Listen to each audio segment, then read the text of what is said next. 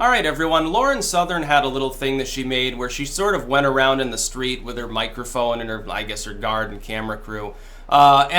She was asking people, because, you know, she's showing up here. I think this is in Australia, I believe, specifically on a campus. So, you know, just talking to college kids, people are kind of bright, supposedly, I guess.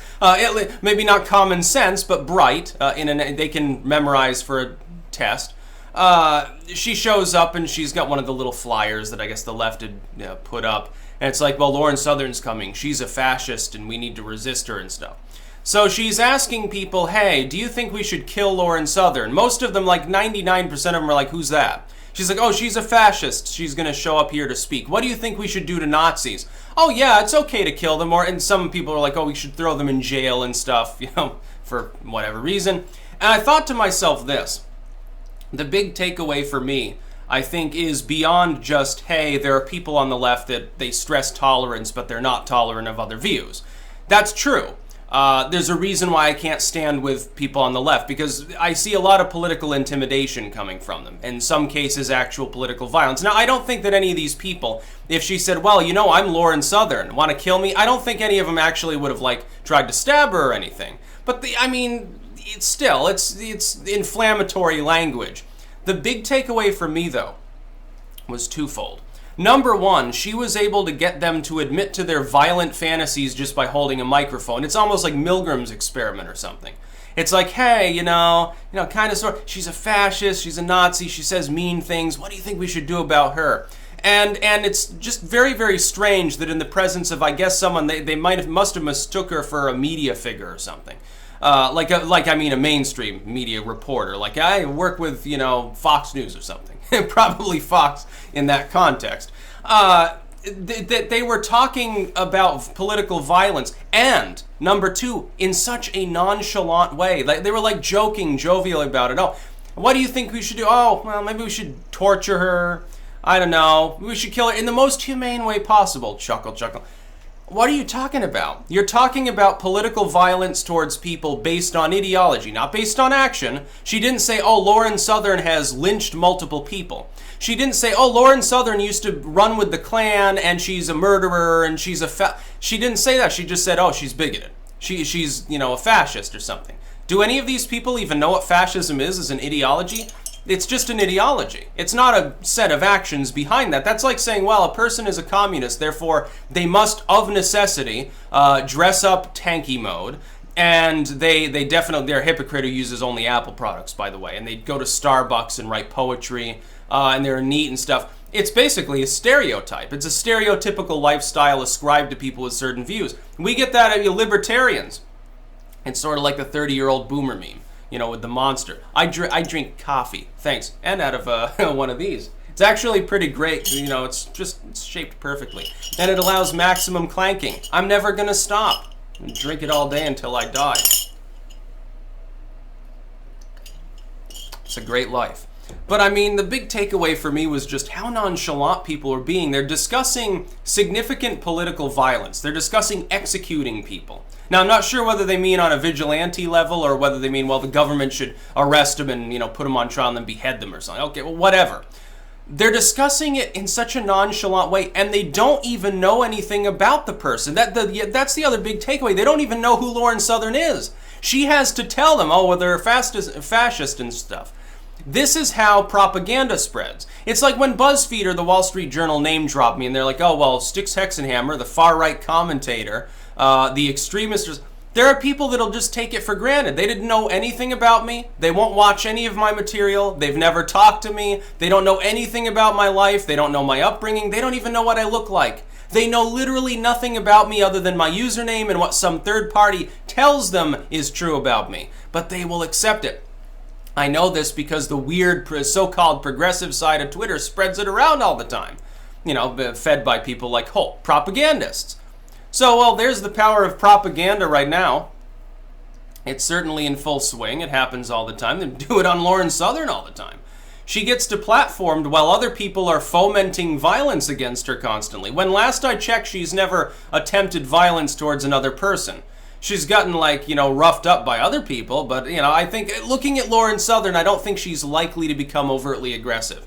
No, she doesn't strike me as that kind of person. I think that in a fight with, you know, the average adult individual, I think she'd be a little lopsided. It's a reason why she has security detail. So, yeah, it's not like maybe Steven Crowder, you know, Alex Jones. Okay, insofar as physical build goes, yeah, there's a difference here. I can't put my finger on it. I don't know what it is. No, you don't even know who she is. She has to explain who she is to these people. And then she's like, well, should we execute her? Oh, yeah. That sounds like a good idea. She's a fascist, after all. You don't know that. She just told you that. You don't even know who she is. For all you know, it could be, you know, some bitchy person who just doesn't like her because of the way she looks. Like, it could be the Mean Girls sort of thing. Just like most lamestream corporate critics, you know, at Fox or CNN or MSNBC or any of these, the Vox or the Jezebels of the world. They don't know anything about the people that they're defaming, really. They'll look through and cherry pick a couple videos from a YouTuber, or they'll dig back through and see like one old blog post. And meanwhile, James Gunn, he's like, people circle the wagons around him for his weird shit. He's actually like saying off the wall crazy shit and people will defend him. And in the same breath, they're like, but we should deplatform somebody if they have X, Y, and Z as political views. Because screw free speech and expression and stuff. Big tech is so great. Corporatism is wonderful. Doesn't make any sense. No, I think I condemn all political violence. If it's you got some skinhead and they're like, well, I hate this group of racial minorities, I'm going to go attack them. No, absolutely, that should be condemned. It's not acceptable for a civilized society. Likewise, if people are sitting there fomenting in rage about killing fascists and stuff, it's like, I don't think any of you likely are going to be violent, but you're the sort of useful idiots that find themselves members of the party anyway during the Nazi revolution or during the commie overthrow or something. And it makes me very uncomfortable to think that these people, I mean, they're Australian, but the same thing happens in the US and Western Europe. Parts of the world that forsook that, attempted to build a better system of politics and governance, are now sort of re-endorsing political violence that would normally be associated with tin horn dictatorships. They don't even know who she is. They don't know who it happens over and over. They don't know who Molyneux is, but they say, well, he's alt-right or something. He's not, but, you know, they're going to take it for granted when BuzzFeed writes their next hit piece. Holt says, well, this person is an extremist. The extreme side of YouTube, featuring people as extreme as Blonde in the Belly of the Beast. Oh, my God. She's a big threat to society. Lionel Nation. Oh, my God. It was terrible. He might lead a revolution. He's going to be visiting beer halls soon. That's the sort of tripe that we get from the corporate media, and you wonder why people don't fucking trust him? And as far as the people that do, they appear to have violent tendencies, or at the very least, they engage in it in their minds. Meanwhile, these same publications are like, well, violent video games, maybe we should take another look at how the effect they have on society. And meanwhile, these same corporate media firms, all they do is pump out fear and hatred and wedge issues and identity politics. And then defamation about, you know, various people and supposedly their bigoted tendencies. Most of these people, look, you know, as a content creator, I get to talk in privacy to some other major content creators. I can tell you, I've never run across anyone who strikes me as bigoted the way that the corporate media usually defames them as being. It simply never happens. Some of these people are like actual ethno-nationalists. You talk to them in private and it's like, you know, I don't think this person is going to be putting on a hood and burning a cross anytime soon. I just can't see it happening. But I see some of the stuff that's said by supposedly normal, rational, everyday people on the street that don't even know what they're talking about. They don't even know the subject of their own conversation. Oh yeah, torture's great, killing and stuff. Why do you fear like a Nazi overthrow if you're endorsing the concept that your state should be torturing and executing people for their political ideologies?